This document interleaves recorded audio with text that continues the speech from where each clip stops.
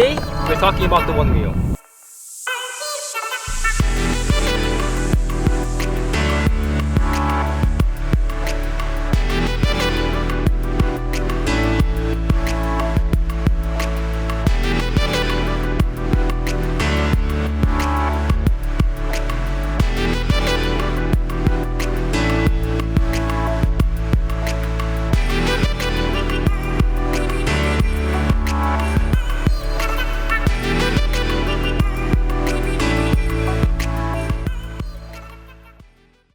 So during the pandemic, I was bored out of my mind. I had a midlife crisis.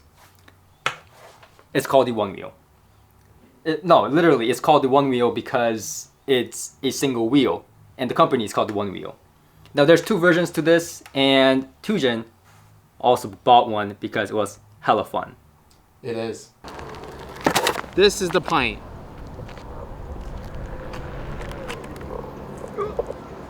This is the XR.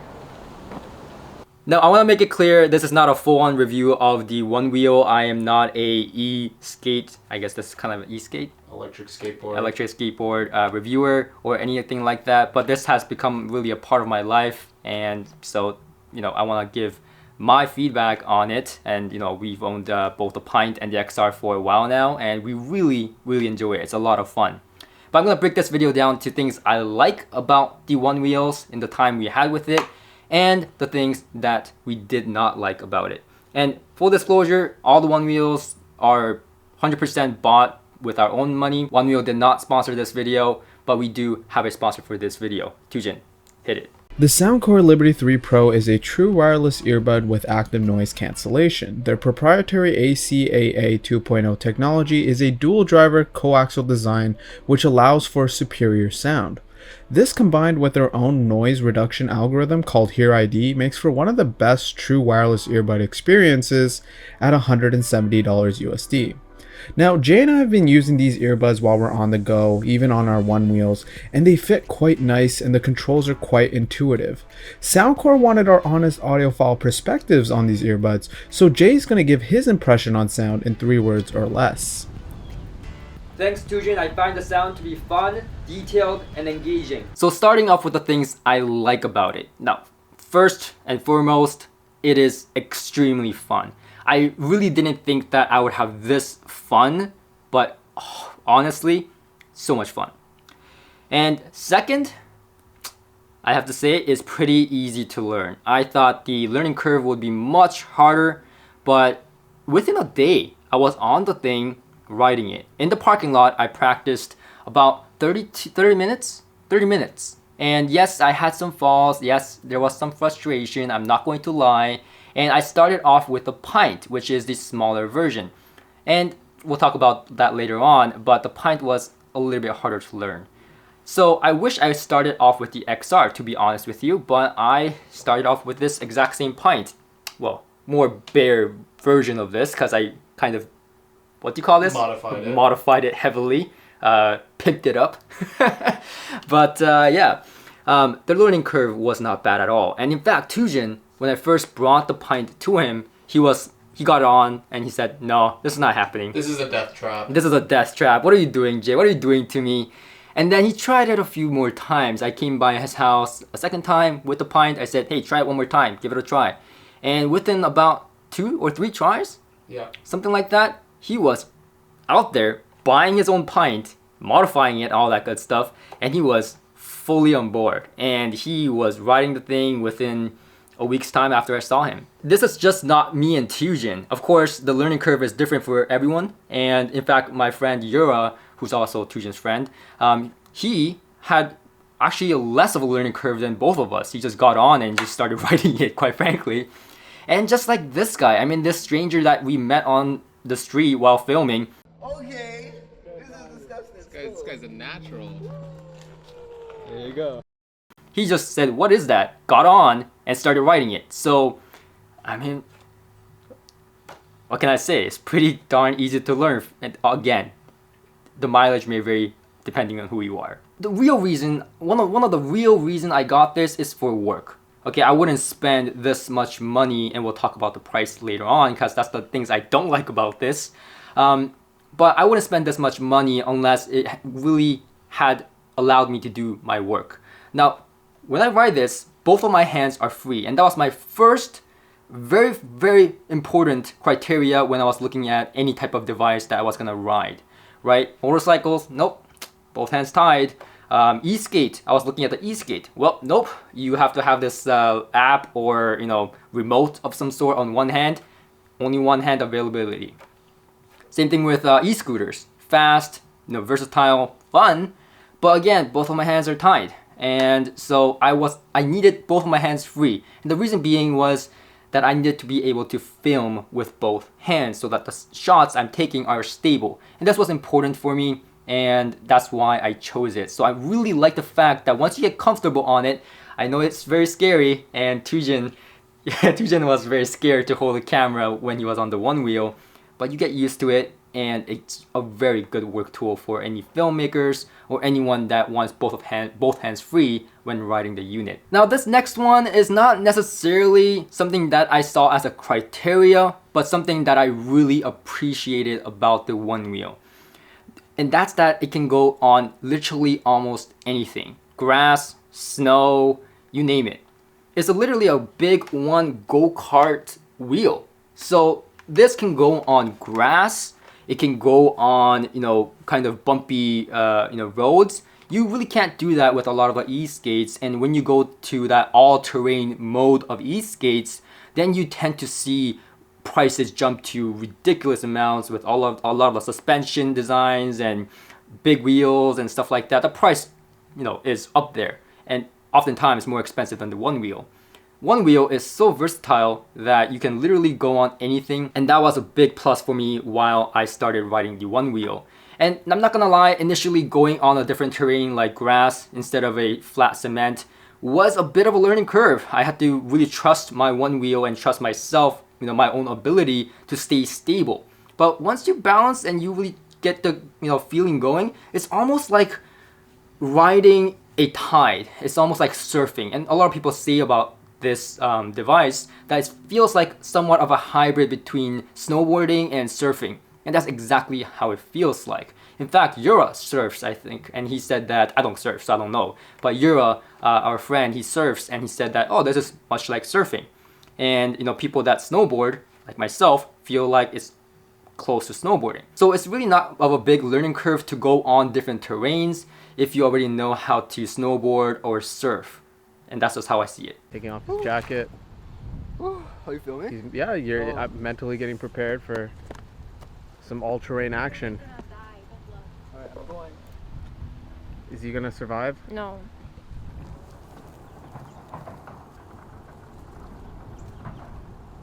He handled it just fine. I'm just gonna nosedive. Is it actually on though? Yeah. Now it's on.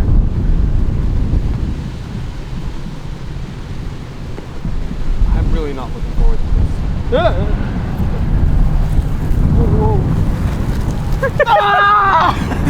Don't record that! Don't put that on video! I am not a fast, furious rider. I'm more of a cruise. I listen to music while I'm riding the thing. I film, so I don't go on max speeds. And we'll talk about the consequences of you doing that, when you go max speed on these things. But I'm not a person that does that often. Now, I've pushed my limits sometimes, and I've totally, Tujin will tell you, totally wiped out. I had, scratches everywhere and stuff like that.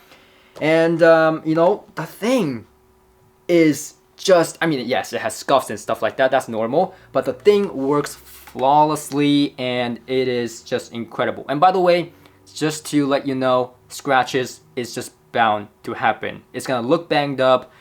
That's just the way it is. You're not gonna be able to make it look pristine as possible when you start riding this thing. Within, I guess, 30 minutes of riding it, you're gonna have scratches, you're gonna have scuffs, and within a few months, you're gonna have Onewheel that looks like this. Which isn't that bad, to be honest. Which isn't that bad. And you can also add accessories, and we'll talk about that later, to kind of hide the scuffs, if you so will, and kind of protect the Onewheel even further. But again, like I said, the Onewheel is built like a tank. And I feel like this is gonna last me a long time. Now, another thing that I came to appreciate about the Onewheel that wasn't really a criteria for me is that it is so easy to modify. There's a lot of customizations you can do to it in terms of the aesthetics, in terms of the, you know, battery power and stuff like that. And a lot of these mods are actually reversible. Some are not, but most are. There's like really cool ones that got banned because there was this like drag tail thing here. Yeah, that I think I sent you a video that caused sparks and like kind of like a fire effect. Of course, that was illegal, so they got banned pretty quickly. But there's a lot of crazy people out there making their own stuff. And I added, you know, this sticker to it, and I actually added different foot pads so I get a different feeling, more grippy. So you can change even the foot pad, and yes, you have to do some research into how you do that safely, but man, I love these foot pads. So you can make it really yours. If you go to a Onewheel meeting, there's a whole community of Onewheel people. If you go to a meeting, then you don't see the same Onewheel almost ever. They all look different. It all looks like how the owner wants it to look. So yeah. And just to make it clear, it's not just the Pint I'm talking about. Both the XR and Pint is equally modifiable. There's a little bit more mods that goes into the Pint in my opinion, because people want to make it longer range like the XR, faster, you know, better riding experience, more stable. So the wheels, you can change the wheels for God's sakes to like winter tires. Yeah. So yeah, both are very highly customizable. The next thing is something that I have to look at my phone because I am not gonna remember these numbers, but the XR, the thing I like about the XR is that there's less range anxiety. It can go further. So the XR can go from 12 to 18 miles. Now there's a range because depending on how heavy you are as a person, the range will be shorter because the battery will run out faster. Also depends on how you ride, your style. Do you ride aggressively, or do you ride like me, like a kind of like a cruiser kind of guy? So it really depends on you. But 12 to 18 miles for the XR, which is exceptional. And the Pint is more for like a small commute. I've seen a lot of people on YouTube, you know, take it to their job, you know, daily things. And so it's about 6 to 8 miles. So it's about half. Yeah. About half. And honestly speaking, I didn't think when I got the Pint, I didn't think that I was going to feel like I needed more range in the beginning. But as I got comfortable and I started going on longer trips with Tujin, we started running out of juice. So we even considered like buying like this external charger and putting it in our bag, but that was just not, it's not a thing. We may still do it, but it's just not. It's just too much. So yeah, in my opinion, I really like the extra range on the XR, and that's something that I really like about the XR in comparison to the Pint. And one reason I would go with the XR instead of the Pint, the range. I mean, the XR I think stands for extended range.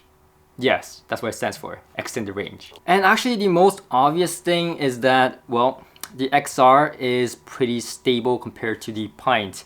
You know, a lot of the YouTube reviews on the XR and the Pint talk about this.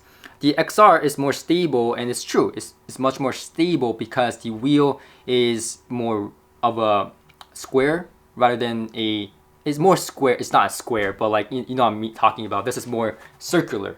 Rounded. More rounded. So the Pint is a little bit more, how do I say it? It feels like you have to balance a little bit more compared to the XR, which feels like you're more grounded.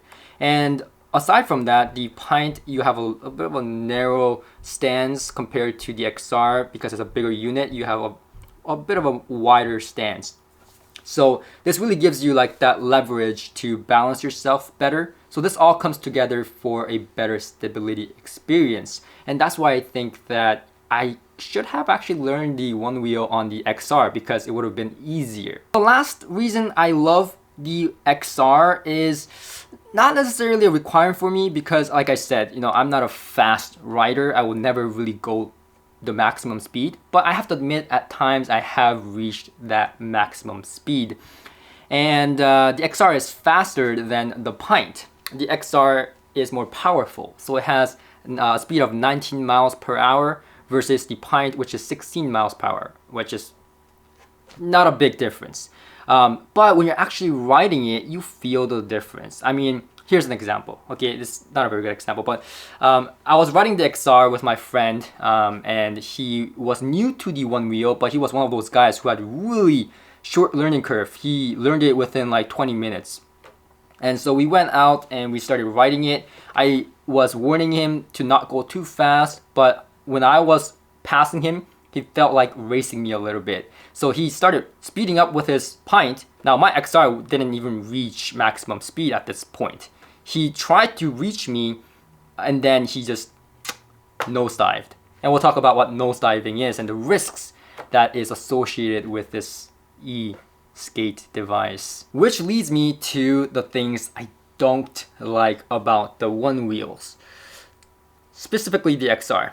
The XR is expensive.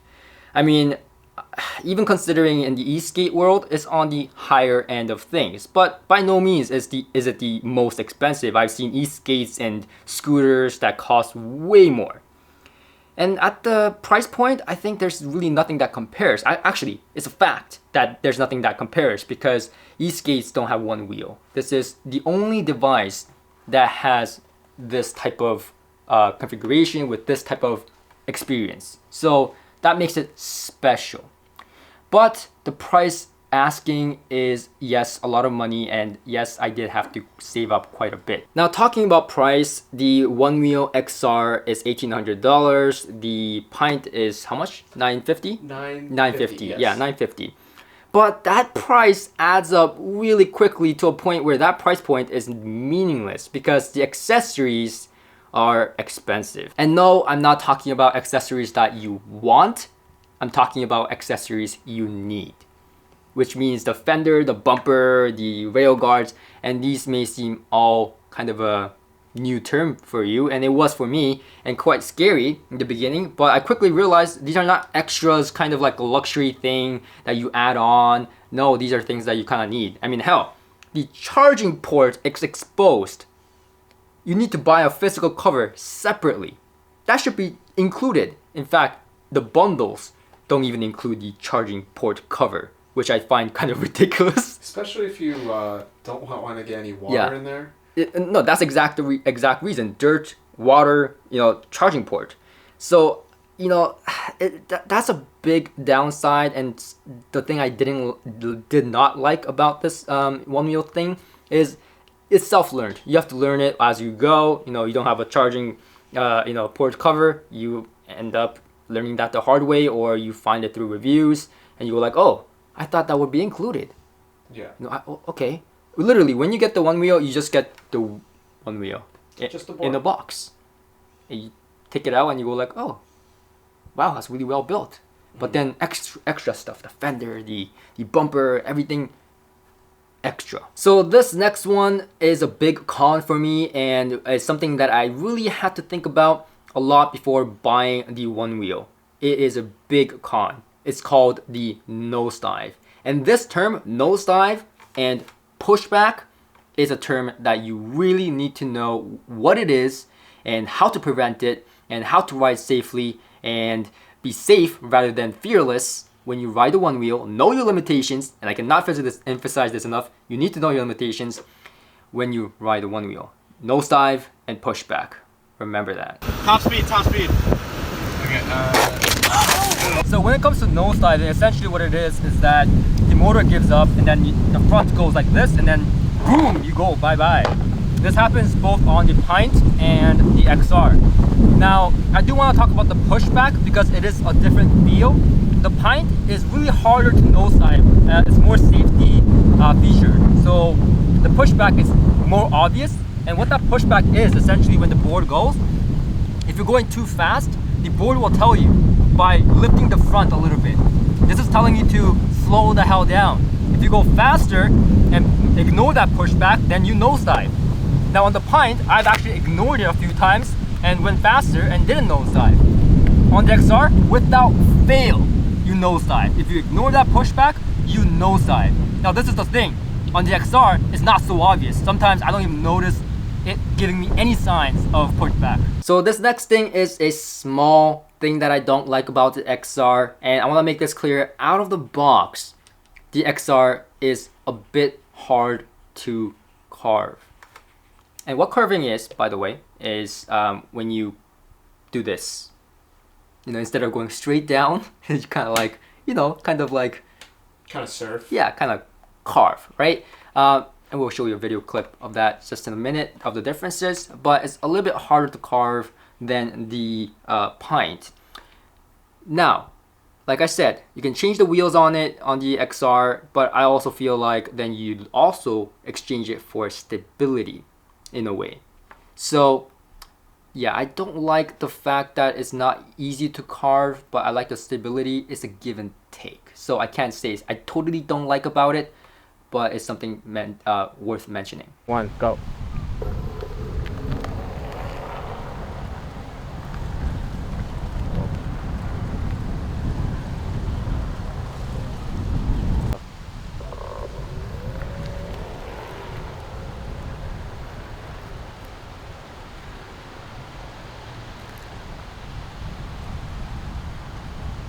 So the next thing I want to talk about is some of the stuff I like and don't like specific to the Onewheel Pint really quickly. Now, the Onewheel Pint has better safety features. Now, it's more intuitive on how it stops for a beginner especially. For example, you just press it on the back really hard, on the back foot, and you come to a stop. Easy as pie. When it comes to the XR, they have different methods of stopping, and the one that I learned on the Onewheel website was kind of ridiculous. You have to do this ballerina stance where you lift the front heel while you come to a full stop. You try doing that when you're trying to balance on a one wheel. Just I eventually learned it, but it seemed a little bit ridiculous. Now, we came to learn that if we do the same thing on the XR and press hard on the back, then yes, you can stop it that way, but it's just better on the Onewheel Pint. Now, the other thing that we already talked about is the less, likely to nosedive and easier pushback, or easier to decipher pushback on the Onewheel Pint, which I find to be extremely important. And at times, I just take the Onewheel Pint because I feel like I'm in less danger of nosediving. Now, another thing that I appreciate and specifically like about the Pint is that it's quite lightweight compared to the XR. Now, don't get me wrong, both are pretty heavy. But with this Mac handle that comes with the Onewheel Pint and a little bit of a lighter weight, it actually is pretty doable when you go for groceries or a quick stop. With the XR, not a chance, and it looks ridiculous. Like I tried to went into Shoppers with the XR, and the person there was looking at me and like, what is that? You're not carrying that in here. Yeah, it's like a suitcase. Yeah, and by the way, and exactly same Shoppers, exact same employee or person there, security, whatever she is, didn't stop me with my Pint. Because literally, just carry on the side like this, it's not noticeable. It looks like any other e-skate or smaller device. The XR is more big and, doesn't have this handle. So this handle is really handy, by the way. And you can get accessories with the XR to get this side handle, but the fact that this comes with the Onewheel Pint is a plus. Is a plus. Otherwise, you have to carry the XR by the front, like something like this. Now, this doesn't have it, but this is very awkward, hurts my fingers. I cannot last more than 15 minutes max. So yeah, I really didn't see myself doing the Onewheel thing or, even Tujin, but I came to really love it, and it's just so floaty. It's such a unique experience that I got to experience, and it's just like nothing else. It's just very unique experience that I really appreciate, getting the chance to try. So my question to you is, in the comment section, do you see yourself trying out the Onewheel, one way or the other? I mean, even if you don't buy it, there's like rentals and stuff that you can try out. Do you see yourself doing that? Let me know in the comment section. And I'll see you guys on my next video.